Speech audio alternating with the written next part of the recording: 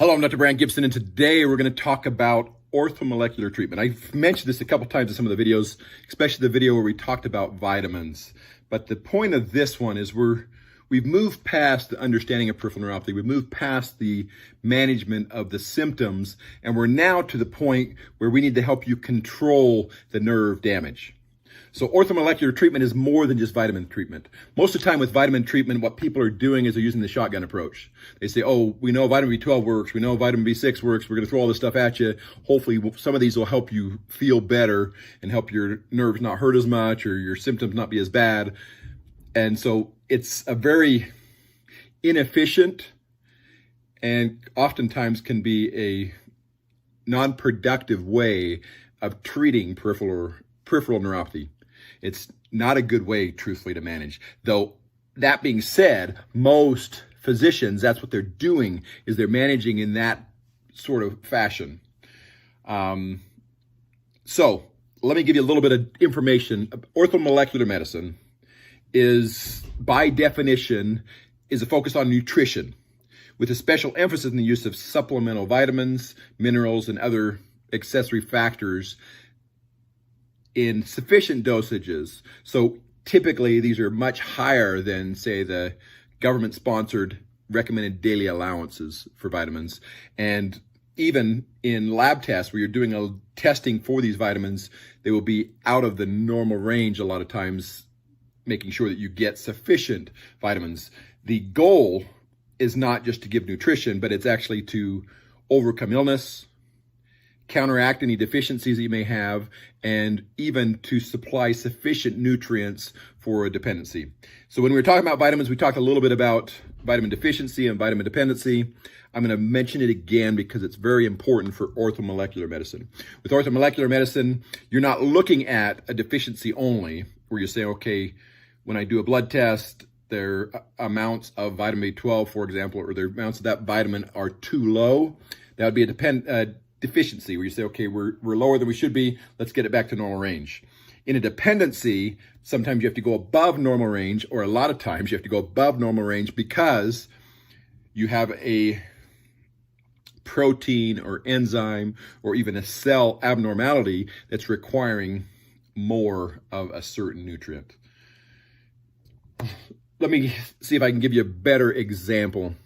So if you were to say, okay, I've got a enzyme here that needs to receive a nutrient, and it's designed so a single nutrient will attach and function.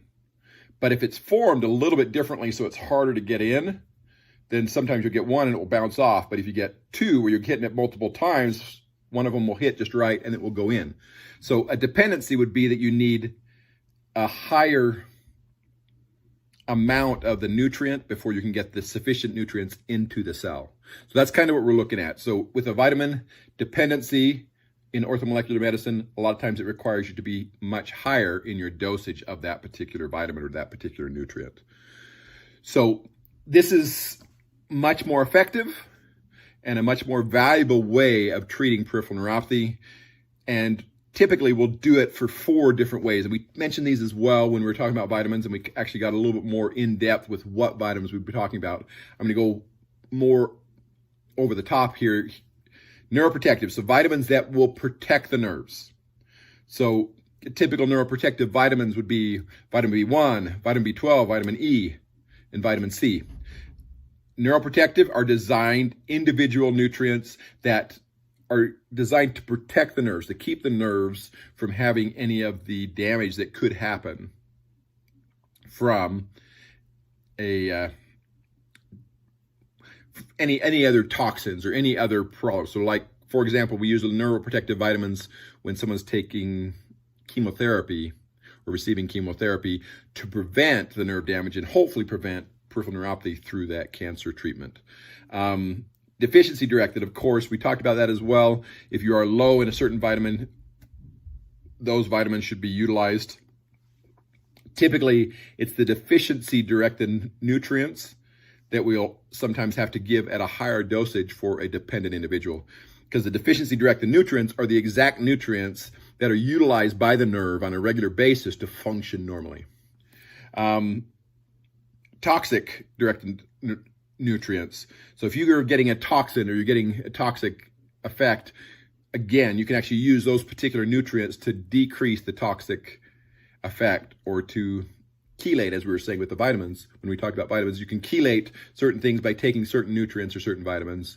And there are other nutrients that will actually give you a systemic change. For example, niacin works really well to improve circulation to the nerve. And we utilize it quite often for peripheral neuropathy.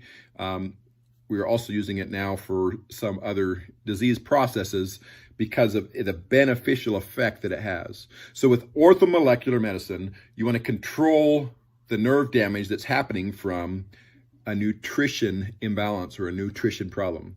Whether it's a vitamin deficiency, vitamin dependency, it may even be a nutrition deficiency. So you may say, well, actually, in this particular orthomolecular treatment, we're looking at increasing the protein, or we're looking at increasing alpha lipoic acid or certain nutrients that will help it.